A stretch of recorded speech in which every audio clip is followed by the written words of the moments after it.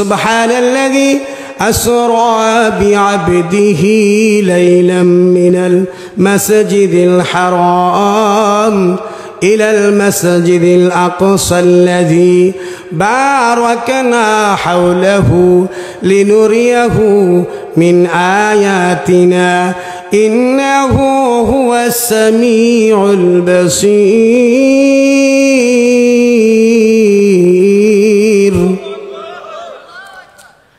আল্লাহ পাক রব্বুল আলামিন আল্লাহ নবী বিশ্ব নবী রাহমাতুল লিল আলামিনকে মেরাজে নিলেন। মেরাজে কেন নিলেন, কেন গেলেন? আল্লাহ নবী বিশ্ব নবী রাহমাতুল লিল আলামিনের দাদা দুনিয়াতে নেই। ওনার আপনজন দাদা ওনাকে লালন পালন করত। দাদার যে একটা প্রভাব ছিল, এই প্রভাবের কারণে কেউ ওনাকে বাধা দিতে পারতো না।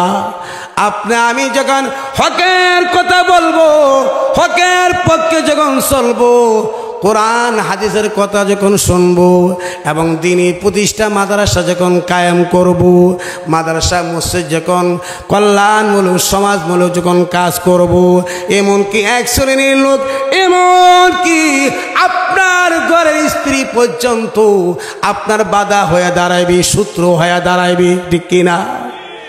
এজন্য আল্লাহ পাক রব্বুল আলামিন বলেন, হারে মুমিন, যতই বাধা আসুক না কেন, যেহেতু আল্লাহর প্রতি ঈমান গ্রহণ করে আছি। কার প্রতি? আল্লাহ বলেন, ইন্নাল্লাযীনা ক্বালু রাব্বুনাল্লাহ সুম্মা ইসতাকামু তাতানাজ্জালু আলাইহিমুল মালায়েকাতু ألا تخافوا ولا تحزنوا وأبشروا بالجنة التي كنتم توعدون।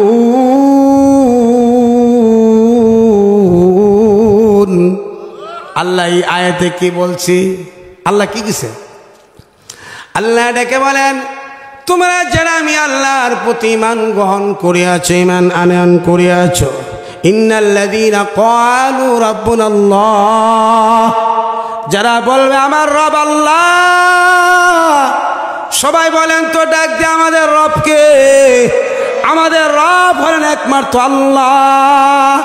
যারা এই কথা বিশ্বাস করবে, এটার প্রতি অটল থাকবি, অবিচল থাকবি, আমার রব আল্লাহ যতই ঝড় তুফান আসুক না কেন, যতই বাধা আসুক না কেন, আল্লাহ তাআলা ডাক দিয়া বলেন, বান্দারে ইস্তিকামাতের সহিত থাকবা, অটল থাকবা।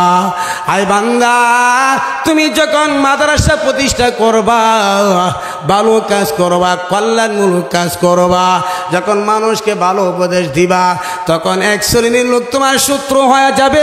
হ্যাঁ বান্দা, হ্যাঁ মুমিন, শুনো, কিন্তু তোমরা পিছপাও হয় না, সামনে অগ্রসর হইবা, সামনে আগায়া যাবা। আমি মহান আল্লাহ তোমাদেরকে সাহায্য করব। কার কথা? আল্লাহর কথা। وَكَانَ حَقًّا عَلَيْنَا نَصْرُ الْمُؤْمِنِينَ।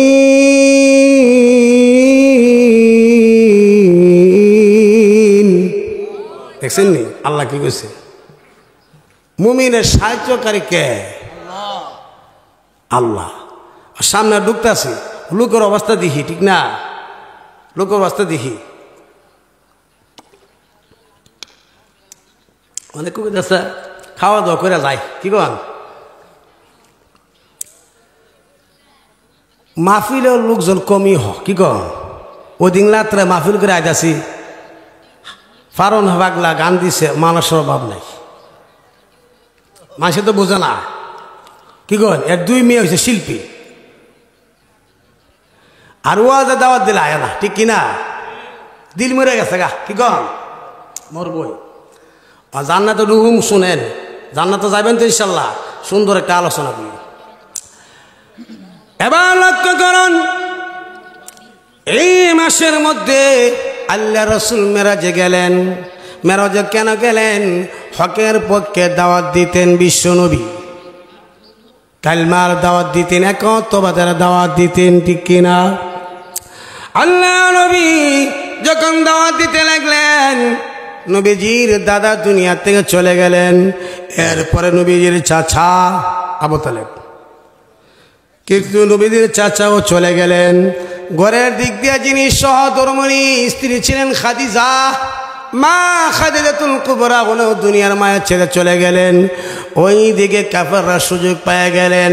আল্লাহ নবী নবী রহমাতুল লিল আলামিনের উপর অত্যাচার চালাতে লাগলেন, আক্রমণ করতে লাগলেন, জুলুম নির্যাতন করতে লাগলেন। আল্লাহ নবী নবী রহমাতুল লিল আলামিন চিন্তা করলেন, আমি তাইফে চলে যাই। কোথায়? তাইফে চলে যায়। আল্লাহ নবী বিশ্বনবী রাহমাতুল লিল আলামিন তাইফে চলে গেলেন, কিন্তু তাইফবাসীও তাকে ফেরত দিয়ে দিলেন। তাইফবাসীও আল্লাহ নবী বিশ্বনবীর প্রতি আক্রমণ করতে লাগলেন, জুলুম নির্যাতন করতে লাগলেন। পাহাড়ের গিরিপথে ওই যুবকরা আল্লাহ রাসূলকে আক্রমণ করতে লাগলেন। আল্লাহ নবী বিশ্বনবী রাহমাতুল লিল আলামিন এই মুহূর্তে আল্লাহ তাআলাকে ডেকে বললেন, প্রভু গো, ওগো আল্লাহ, সান্ত্বনামূলক যদি কাউকে কাছে পাইতাম তাহলে কতই না ভালো হইতো। আমার দাদাও নাই, আমার বাবা নাই, বাবাও নাই, চাচাও নাই, আমার স্ত্রীও নাই। আল্লাহর পাক রব্বুল আলামিন ডেকে ডেকে বললেন, হাবিব আমার, চিন্তা করেন না। ও 9টার সময় জানাজা আছে। হ্যাঁ, 9টার সময় জানাজা আছে পার্শ্ববর্তী। কোন জায়গা? আমাদের গোবিন্দপুর মুর্দাখলার মধ্যে জানাজা আছে 9টা। যারা যাবেন ইনশাআল্লাহ অংশগ্রহণ করবেন জানাজাত। আল্লাহ নবী বিশ্বনবী রাহমাতুল লিল আলামিন, আল্লাহ পাক রব্বুল আলামিন ডেকে ডেকে বললেন, নবী আমার, আপনি চিন্তা করেন না, আপনি চলে আসেন, আমার সান্নিধ্য দেখে যান। আল্লাহ পাক রব্বুল আলামিন মেরাজের কিন্তু দুইটি পর্ব, একটা হলো ইসরা, আরেকটি হলো মেরাজ। মেরাজ শব্দের আবিধানিক অর্থ হলো সিঁড়ি, আরেকটা হলো ভ্রমণ। আল্লাহ নবী বিশ্বনবী রাহমাতুল লিল আলামিন ওই আশার নামাজের পরে বাইতুল মুকাদ্দাস, যেটা বাইতুল্লাহ বলা হয়, ওই বাইতুল্লাহ নামাজ পড়ে বাইতুল্লাহর একদম কাছে নিকটতমে আল্লাহ নবী বিশ্বনবী রাহমাতুল লিল আলামিনের চাচাতো বোন উম্মে হানির বাড়িতে বাসায় যখন ঘুমাইলেন, এই ঘুমানো অবস্থায় আল্লাহ রাসূলকে দুজন ব্যক্তি এসে সজাগ করলেন। সেখান থেকে তারা হাতিমে কাবার নিকটে নিয়ে গেলেন। সমস্যা হইতেছে? হাতিমে কাবার নিকট, আরে বলে দিছি, যারা জানাজায় অংশগ্রহণ করবেন যাইতে পারেন। তুমি বলো আয়েশা। একজন আপনাদের একজন পরিচিত লোক এসে বলে দেন না, হুজুর কিভাবে বলবো, হুজুর কি চিনেন? আলোচনা আপনার একজন পরিচিত লোক এসে বলে সব বলবো না। ইদে ফরজে কিফায়াত কয়েকজন মুসলিম করলে সারা সা ফরজ কো বগার ও আদি তুই বাসকা, এই ফরজ কো বগার, ফরজ কো বগার কোন মানুষ বুঝে না। সবা কত আইলে লাইলে তো লাইলে পাগল হয়ে থাকা। ফরজ কবকার, আরে মে জুড়ে কইন কবকার, 2 প্রকার শিক্ষা নিয়ে ওয়াজ। ফরজ কবকার 2 প্রকার, শিখবো করতে গারা ছাত্র লেখা দালা দাওয়াঞ্জের থেকে 500 টাকা দিয়া মসজিদ কম টেয়াদা মুসমুচে বাজাসা, ঠিক কিনা? বুঝবো কা কম টেয়াদা কম পাবেন। একটা ফাঙ্গাস মাছ খেলে 500 টাকা 600 টাকা লাগে, 700-800 টাকা লাগে। বালা হুজুর লাগবেন, মসজিদে বালা আলেম লাগবে, শিখতে পারবেন। কিসমত খারাপ আপনার। আর জানাজার নামাজ আছে 9টার সময় মুর্দাখালাত, এলান দিছি, যারা যাইবার অংশগ্রহণ করবে, ঠিক কিনা? এটা বারবার বলতে হইব। ফরজে কিফায়া সুন্নতে মুআক্কাদা তাকাফ। রমজান মাসে 10 দিন আইলে এর যে কত রোগ দেখা যায়, কত বেমার দেখা যায়, ঠিক না নর ভাই? ওই সময় বড় লোক পাওয়া যায় না। আর যত পণ্ডিত আছে, বুদ্ধিজীবী আছে, সব গিয়ে 4 দোয়ানো বইয়া আড্ডা দিব, আর খালি যত গিবত আছে খালি কইব। আপনারা এলাকার মানুষ বালা, অনেক ভালো মানুষ, না ভালো মানুষ, খুব ভালো, অনেক সম্মান করে আলেমদেরকে ইনশাল্লাহ, আমারও করে, অন্যরা কথা বলতে না, খুব ভালো মানুষ। এখন লক্ষ্য করুন, আল্লাহ নবী বিশ্ব নবী রাহমাতুল লিল আলামিন যেহেতু অনেকগুলো আয়াত তেলাওয়াত করছে, আজকে আলোচনা কিন্তু অনেক। আল্লাহ নবী মেরাজে গেলেন, দুজন ব্যক্তি এসে বিশ্ব নবী রাহমাতুল লিল আলামিনকে জাগ্রত করলেন। নবীজি ঘুম থেকে সজাগ হইলেন, খাবাতে নামাজ পড়ছে। কোথায় নামাজ পড়ছে? বাইতুল্লাহ। সহজভাবে না করলে বুঝতো না, ঠিক না বুঝো? নামাজ পড়ার পরে কোথায়? ওনার চাচাতো বোন উম্মে হানির বাসার মধ্যে শোয়া ছিলেন, ঘুমানো অবস্থায় ছিলেন।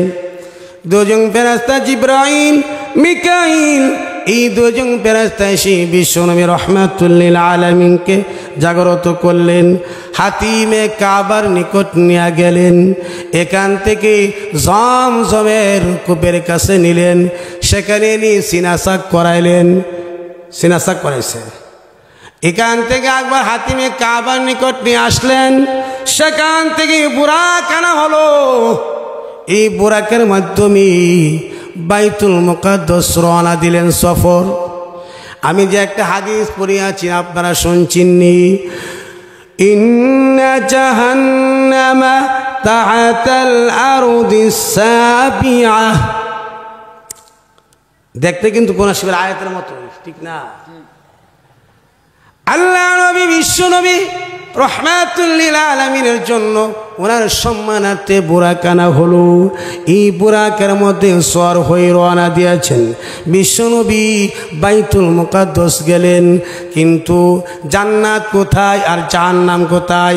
জাহান্নাম হলো সপ্তম জমিনের নিচে, জান্নাত হলো সপ্তম আসমানের উপরে। কোথায়? আজকে আলোচনা করতে হইব, শুনতে হইব, জান্নাতে যাইতে হইব। তো ই ওয়াজ শুনছেন না যারা, কমিটি শুনতেন না, একটা ওয়াজ করে দাম এই এলাকা আর শুনতেন না, শুনলে ইমামতি করতাম না। কি কোনো